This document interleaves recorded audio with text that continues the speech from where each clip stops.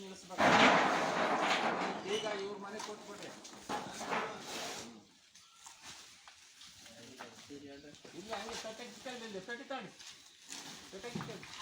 ಅವು ಪ್ಲಾಸ್ಟಿಕ್ ತಡೆಯಲ್ಲ. ನಾನು ಹೇಳಿಲ್ಲ. ಎಂಥದ್ದು ಸೀಡ್ ಬಾಲ್ಸು 20,000 ಉಂಡೆ. ಇವನ್ನ ಫಾರೆಸ್ಟ್ ಬೆಳೆಸೋಕ್ಕಾಗಿನ ನಾವು ಸಂಗ್ರಹಿಸಿದ್ವಿ. ನಮ್ಮ ಸ್ನೇಹಿತರು ನಾವೇ ಬೆಳೆಸ್ತೀವಿ, ನಮಗೆ ಡೊನೇಟ್ ಮಾಡಿದ್ರು, ನಾವು ಡೊನೇಟ್ ಮಾಡಿದ್ವಿ.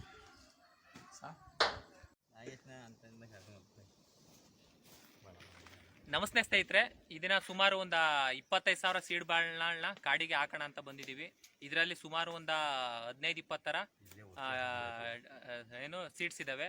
ಏನು ಈ ಸಪೋಟ ಆಗಿರ್ಬೋದು, ಮತ್ತು ಸೀತಾಫಲ, ಮತ್ತು ಬೇವು, ಯಾಬೇವು, ಮತ್ತು ಕಂಬ್ರ, ಹೊಂಗೆ, ಹುಣಸೆ, ಮತ್ತು ಸುಮಾರು ಒಂದು 20-25 ಥರ ಸೀಡ್ಸು ಇದರಲ್ಲಿ ಇದ್ದಾವೆ.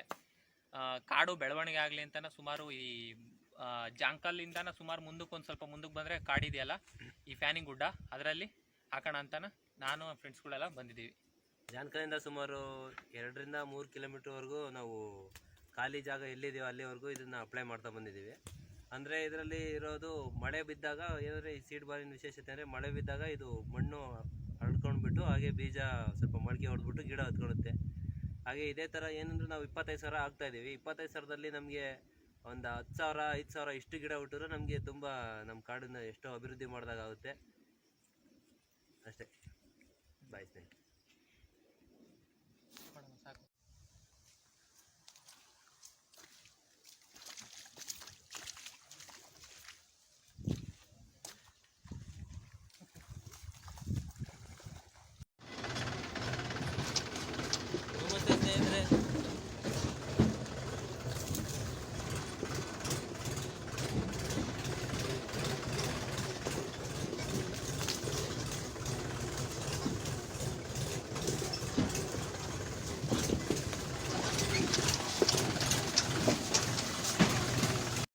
ಸ್ನೇಹಿತರೆ, ನಾವು ಈಗೇನು ಜ್ವಾಲಂತ ಸಮಸ್ಯೆಗಳನ್ನು ಸುಮಾರು ಎದುರಿಸ್ತಾ ಇದ್ದೀವಿ.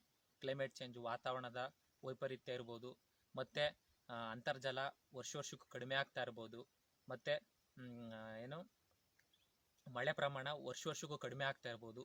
ಕೆಲವೊಂದು ಸಮಸ್ಯೆಗಳಿಗೆ ಏನು ಸಸ್ಯಗಳ ಸಂಖ್ಯೆ ಪ್ರಮಾಣ ತುಂಬ ಕಡಿಮೆ ಆಗಿರೋದೇ ಅವೆಲ್ಲ ಸಮಸ್ಯೆಗಳಿಗೆ ಕಾರಣ ಆಗಿದೆ ಸ್ನೇಹಿತರೆ. ಆ ಸಮಸ್ಯೆಗಳಿಗೆ ಎಲ್ಲವುದು ಒಂದು ಪರಿಹಾರ ಅಂತ ಅಂದರೆ ಏನು ಗಿಡಗಳನ್ನ ಬೆಳೆಸೋದು. ಗಿಡಗಳನ್ನ ನೀವು ಬರೀ ಕಾಡಾಗೆ ಬೆಳೆಸ್ರಿ ಅಂತಲ್ಲ, ನಿಮ್ಮ ಮನೆ ಮುಂದ್ಲಾಯ್ತು, ಇಲ್ಲ ನಿಮ್ಮ ಮನೆ ಹಿಂದ್ಲಾಯ್ತು, ಇಲ್ಲ ನಿಮ್ಮ ಹೊಲದ ಜಮೀನು ಬದಲಾಯ್ತು, ಏನು ಬರೀ ತೆಂಗಿನ ಗಿಡ, ಅಡಿಕೆ ಗಿಡ ಬೆಳೆಸೋದಲ್ಲ, ಸುಮಾರು ಏನು ಕ್ಲೈಮೇಟಿಗೆ ಒಳ್ಳೆ ಏನು ಹೊಂದಾಣಿಕೆ ಆಗುವಂಥ ಗಿಡಗಳನ್ನ ಬೆಳೆಸ್ಬೇಕಾಗಿದೆ. ದಯವಿಟ್ಟು ಅಂಥ ಗಿಡಗಳನ್ನ ಬೆಳೆಸೋಣ. ನೀವು ಆದಷ್ಟು ಒಂದೊಂದು ಅವರು ಒಂದೊಂದು ಪ್ರಯತ್ನ ಪಟ್ಟು ಏನಾದ್ರೂ ಒಂದು ಕಾಡಿಗಾತು, ಒಂದು ಪರಿಸರಕ್ಕಾತು ಆದಷ್ಟು ನಮ್ದ ಕೊಡುಗೆನ ಕೊಟ್ಟೋಗೋಣ. ಈ ಬದಗಳು ಅಂದರೆ ಬದಿನಲ್ಲಿ ನೀವು ರೈತರಿಗೆ ಯೂಸ್ ಆಗ್ತಕ್ಕಂಥದ್ದು ಹೊಂಗೆ ಮರ ಇರ್ಬೋದು, ಮತ್ತು ಬೇವಿನ ಮರ ಇರ್ಬೋದು, ಕಂಬದ ಮರ ಇರ್ಬೋದು. ಈ ಥರದ ಗಿಡಗಳನ್ನು ನೆಟ್ಟರೆ ಒಂದು ಮಳೆ ಬೆಳೆ ಈ ಥರದ್ದು ಆಗುತ್ತೆ, ಮತ್ತು ರೈತರಿಗೂ ಯೂಸ್ ಆಗುತ್ತೆ. ಹಾಗೆ ಗಿಡದಲ್ಲಿ ಬೆಂಕಿ ಇಡೋದು, ಈಗ ಕುರಿ ಹೊಡ್ಕೊಂಬರ್ತಾರೆ, ಮತ್ತು ಮುಂದೆ ಮೇವು ಚಿಗುರಲ್ಲ ಅಂತ ಹೇಳ್ಬಿಟ್ಟು ಬೆಂಕಿ ಇಡೋ ಈ ಥರ ಸಮಸ್ಯೆಗಳು ಬರ್ತವೆ. ನೀವು ಬೆಂಕಿ ಇಟ್ಟರೆ ಚಿಗುರುತ್ತೆ ಅನ್ನೋದೇನಿಲ್ಲ, ಅದು ಪ್ರಕೃತಿ ನಿಯಮ. ಅದು ಒಣಗಿದ ಮೇಲೆ ಅದು ಉದುರುತ್ತೆ, ಮತ್ತೆ ಚಿಗುರುತ್ತೆ. ದನ ಕುರಿ ಮೇವುಗಳಿಗೆ ಅದು ಸಮಸ್ಯೆ ಆಗೋದಿಲ್ಲ. ಅದಕ್ಕೋಸ್ಕರ ನಾವು ಇವತ್ತು ಫ್ಯಾಕ್ಟ್ರಿ ಬಂದ್ಬಿಟ್ಟು ಒಂದು 30,000 ಫೀಡ್ ಬಾಲ್ನ ತೊಗೊಂಡು ಬಂದ್ಬಿಟ್ಟು ಇಲ್ಲಿ ಕಾಡಲ್ಲಿ ಅಪ್ಲೈ ಮಾಡ್ತಾ ಇದ್ದೀವಿ. ಅಂದರೆ ಅದರಲ್ಲಿ ಯಾವುದು ತೇಗ, ಮತ್ತು ಹೊಂಗೆ ಗಿಡ, ಮತ್ತು ಬೇವಿನ ಮರ, ಮತ್ತು ಯಾವುದು ಸೀತಾಫಲ, ಇದು ಹಣ್ಣಿನ ಗಿಡಗಳು. ಕಾಡಲ್ಲಿ ಬಂದಾಗ ಎಲ್ಲರಿಗೂ ಹಸುವಾಗಿರುತ್ತೆ, ಅದಕ್ಕೂ ಎಲ್ಲ ತಿನ್ನೋದಕ್ಕೆ ಎಲ್ಲರಿಗೂ ಯೂಸ್ ಆಗುತ್ತೆ, ಮತ್ತು ಕಾಡೂ ಇಂಪ್ರೂವ್ ಆಗುತ್ತೆ ಅಂತ ಹೇಳ್ಬಿಟ್ಟು ಹಣ್ಣಿನ ಗಿಡಗಳನ್ನ ತಂದಿದ್ದೀವಿ. ಹಾಗೆ ಇಲ್ಲಿ ತಿಮ್ಮಪ್ಪನ ಗುಡ್ಡದಲ್ಲಿ ನಾವು ಈಗಿದ್ದೀವಿ. ಆಲ್ರೆಡಿ ಅಲ್ಲೇ ಆ ಕಡೆ ಮೂರ್ತಲೆ ಗುಡ್ಡ, ಅಲ್ಲಿ ಫ್ಯಾನ್ ರೋಡ್ ಪಕ್ಕ ಅಲ್ಲೆಲ್ಲ ಹಾಕೊಂಡು ಬಂದಿದ್ದೀವಿ. ಇನ್ನೂ ಒಂದು ಸ್ವಲ್ಪ ಇದೆ, ಅವನ್ನು ಹಾಕಿ ಹೋಗ್ತೀವಿ. ದಯವಿಟ್ಟು ಸ್ನೇಹಿತರೆ, ನಿಮ್ಗೆ ಹೇಳೋದೇನೆಂದರೆ, ಇದೇ ರೀತಿ ಕಾಡು ಬಗ್ಗೆ ಏನಾದರೂ ಒಂದು ಯಾವುದಾದ್ರೂ ರಘು ಥರ ಹೀಗೆ ಏನಾದ್ರೂ ಒಳ್ಳೆ ಕೆಲಸ ಮಾಡೋಕ್ಕೆ ಹೋದಾಗ ಅವ್ರಿಗೊಂದು ಸ್ವಲ್ಪ ಪ್ರೋತ್ಸಾಹ ನೀಡಿ. ಹಾಗೆ ಇಲ್ಲಿದೆ ನೋಡಿ ಸೀಡ್ ಬಾಲ್.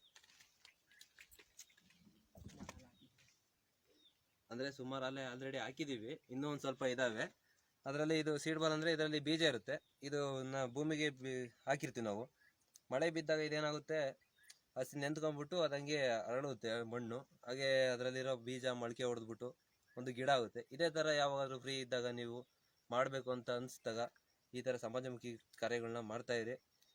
ಹಾಗೆ ಕಾಡನ್ನು ಉಳಿಸಿ, ಕಾಡನ್ನು ಬೆಳೆಸಿ, ಹಸಿರೇ ಉಸಿರು.